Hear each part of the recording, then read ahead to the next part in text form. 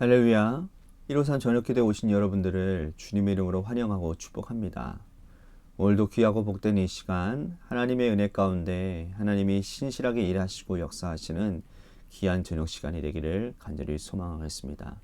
먼저 하나님의 말씀 보도록 합니다. 사도행전 12장 1절에서 7절 말씀까지 보도록 하겠습니다. 사도행전 12장 1절에서 7절 말씀입니다. 우리 같이 한 목소리로 다 함께 봉독하도록 하겠습니다. 시작. 그때에 헤롯 왕이 손을 들어 교회 중에서 몇 사람을 해하려 하여 요한의 형제 야고보를 칼로 죽이니 유대인들이 이 일을 기뻐하는 것을 보고 베드로도 잡으려 할세. 때는 무교절 기간이라. 잡음에 옥에 가두어 군인 내식인 네페에게 맡겨 지키고 6월절 후에 백성 앞에 끌어내고자 하더라. 이에 베드로는 옥에 갇혔고 교회는 그를 위하여 간절히 하나님께 기도하더라. 헤롯이 잡아내려고 하는 그 전날 밤에 베드로가 두 군인 틈에서 두 쇠사슬에 매어 누워 자는데 파수꾼들이 문 밖에서 옥을 지키더니 호련히 주의 사자가 나타나매 옥중에 광채가 빛나며 또 베드로의 옆구리에 쳐 깨워 이르되 급히 일어나라 하니 쇠사슬이 그 손에서 벗어지더라. 아멘. 길고 긴 중세시대의 어둠의 장막을 열어제낀 근대의 새로운 문을 연 사람들이 여럿 있습니다. 그 중에 철학자들 가운데 대표적인 사람이 바로 데카르트라는 사람이에요. 그가 남긴 유명한 명제는 나는 생각한다, 고로 나는 존재한다. 많이 들어보셨죠? 여기서 그가 생각한다라고 하는 이 말은 의심한다라는 의미입니다. 그는 반법적 회의, 즉 모든 것을 의도적으로 의심했다라는 거예요. 이를테면 우리가 지금 살아가고 있는 현실 세계를 혹시 꿈이 아닌가 의심했다라는 겁니다. 그는 또 수학적인 진리도 의심했다고 해요.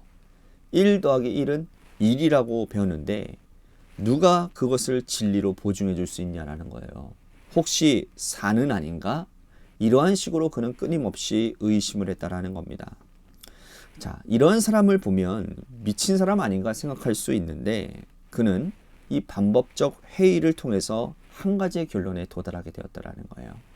모든 것은 다 의심해도 의심할 수 없는 한 가지 사실이 있는데 그것은 의심하는 자신이었다라는 거예요. 즉 의심하고 있는 자신은 확실한 존재라는 사실 결론에 이르렀다라는 겁니다. 따라서 그는 나는 생각한다, 그러므로 나는 존재한다 라는 결론에 도달하게 되었다라는 것이죠. 그가 의심을 토대로 근대의 문을 열었기 때문에 데카르트 이후에 많은 사람들은 의심을 즐겼다고 합니다. 의심 때문에 그래서 과학 문명이 발달했고 또한 그것으로 인해서 권위 있는 사람들이 어떤 업적을 만들어 놓으면 그 사람 이름 때문에 진리라고 생각하지 않았다라는 거예요. 의심하고 탐구했다라는 거예요. 그래서 더 나은 것을 만들어내고 오늘날 과학 문명이 고도로 발전하게 되었다라는 것이죠. 그런데 문제는 이러한 분위기가 신앙적인 영역에서는 부작용을 일으켰다라는 겁니다. 하나님도 의심하기 시작했다라는 거예요. 하나님이 하신 말씀, 예수님께서 하신 사역 의심합니다. 기도하면서도 의심하고 또 말씀, 믿음 생활하면서도 의심합니다. 신앙의 회의주의자들이 속출하게 되었다는 거예요. 그러나 돌이켜보면 의심하는 인간은 근대에 처음으로 출현한 것이 아니었습니다. 초대교회 성도들도 기도하면서 의심했다는 거예요. 오늘 본문의 예루살렘 교회 성도들이 기도하면서 의심한 것을 잘 보여주고 있는 장면입니다. 예루살렘 교회에 핍박이 찾아왔죠. 스데반 집사가 순교했고 그 사건을 계기로 해서 교회가 강한 핍박에 휘몰아치게 되어집니다. 헤롯이 교회를 붕괴시키기 위해서 사도 중에 한 사람인 야고보를 잡아다가 죽입니다. 초대교회 지도자 중 가운데 야고보는 이제 두 사람이 있었는데 한 사람은 예수님 동생의 야고보였고 또 한 사람은 요한의 형제 야고보였습니다.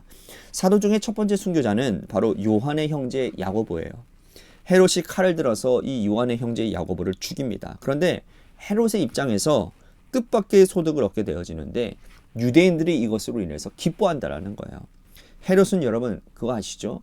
유대인들에게 인정받지 못한 사람이었습니다. 왜도 그럴 것도 그럴 것이 헤롯은 에돔 사람이었습니다. 이해가 되시죠? 유대인이 아니었어요. 이방인이에요. 이방인이 유대 사회를 지배한다고 하니 여러분 유대인들이 좋아하겠습니까?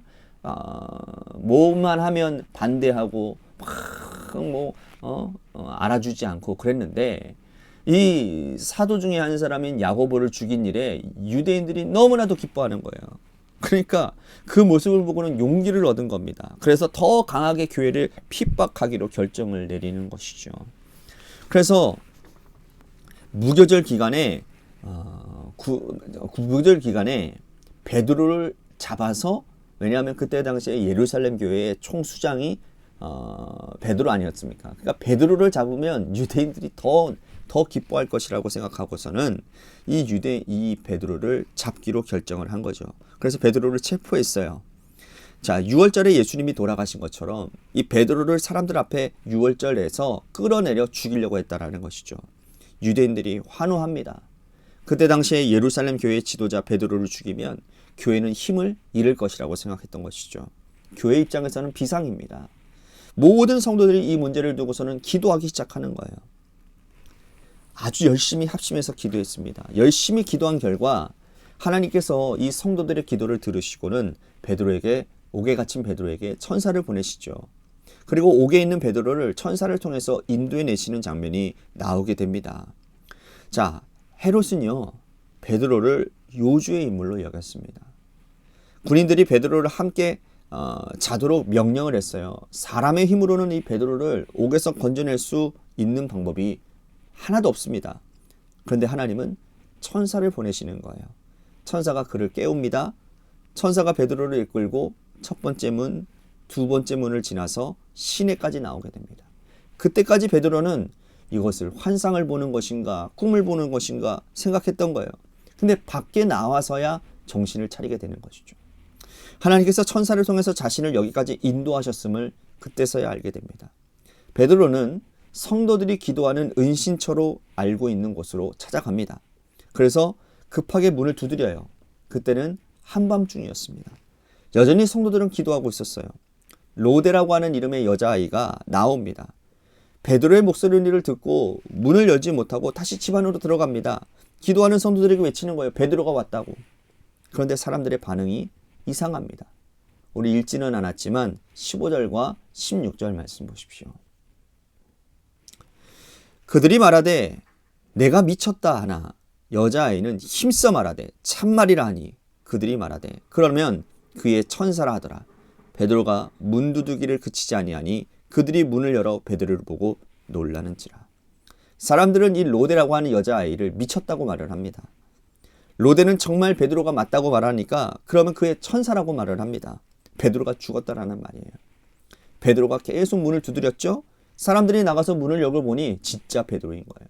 깜짝 놀란 것이죠. 베드로가 살아서 돌아온 것은 교회의 축복입니다. 근데 왠지 모를 씁쓸함이 남아있는 것 같습니다. 그것은 바로 성도들의 태도 때문인 것이죠. 간절하게 밤새워 기도했고 베드로의 석방을 위해서 오랫동안 기도했잖아요. 그런데 마음속으로는 베드로의 장례를 준비하고 있었다는 거예요. 기도하면서도 기도의 능력을 믿지 못하는 사람. 그러나 하나님은 기도하는 자들의 간절함을 보시고 베드로를 석방시켜 주셨다는 거예요. 오늘 이들의 모습이 오늘 우리의 모습은 아닌가를 한번 생각해 봤으면 좋겠습니다. 우리는 머리로는 알고 있어요. 기도의 능력이 위대하다고. 기도하면 응답받는다고. 우리는 알고 있습니다. 그러나 정말 우리들이 그 기도함 가운데 의심하지 않을 수 있는지. 예수님께서 말씀하시기를 누구든지 어린아이와 같이 되지 아니하면 천국에 들어갈 수 없다라고 말씀을 하셨어요. 왜 그런 말씀하셨습니까? 어린아이는 순진하기 때문입니다. 어린아이는 자신의 무능을 인정하기 때문이라는 거예요. 우리가 하나님의 능력을 믿고 기도하면서도 불신하는 이 문제를 우리는 해결해야 됩니다. 초대교회 성도들, 성령이 충만하여 믿음이 뜨거웠던 성도들조차도 기도하면서도 베드로의 장례를 준비했는데 오늘 우리는 말해서 무엇하겠습니까? 오늘도 기도하면서 동시에 의심이 일어나는 것을 우리는 부정할 수 없는 것입니다. 그때마다 다시 마음을 다잡고 하나님의 능력을 붙잡는 저와 여러분들이 되시기를 주님의 이름으로 간절히 축복하겠습니다. 오늘 말씀 생각하면서 우리 같이 기도했으면 좋겠습니다. 혹시나 여러분들 기도 열심히 하시다가 눈에 나타나지 않는 환경 때문에 낙심되어져서 기도의 능력을 의심하며 기도의 자리를 멈추고 있지는 아니하십니까? 다시 그 기도의 자리를 회복시키시기를 바라겠습니다. 하나님은 여러분들이 다시 기도하기를 원하시고 반드시 그 기도에 응답하시는 하나님이라는 사실을 여러분들 기억하시고 다시 그 멈춰섰던 그 기도를 다시 하는 이 시간이 되기를 간절히 소망하겠습니다. 또 한 가지 우리 교회를 위해서 기도했으면 좋겠습니다. 우리 교회도 마찬가지입니다. 하나님께서 분명히 하나님의 일들을 반드시 이루시는 교회가 될 줄로 믿습니다.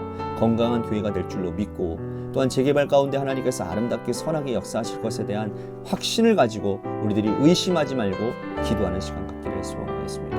또한 육신의 질병으로 고통당하시는 분들 많이 있습니다. 박순식 장로님을 위해서 기도해 주시고 또한 이양수 권사님, 또한 김순영 권사님 아드님을 위해서 또한 김은정 지사님의 고관절 증세를 위해서 또한 우리 김호중 권사님의 우리 양쪽 부모님을 위해서 김용훈 성도님, 조중성 성도님을 위해서도 기도해 주시기를 바라겠습니다. 또한 우리 고3 수험생인 한유진 학생을 위해서 우리 고3 수험생들을 위해서 기도해 주시고 마지막으로 여러분들의 삶의 자리와 여러분들의 자녀들을 위해서 기도하시다가 시간 돌아가시기를 바라겠습니다. 노래 끝날 때까지 우리 같이 합심하여 기도하며 나아가도록 하겠습니다. 기도하시겠습니다.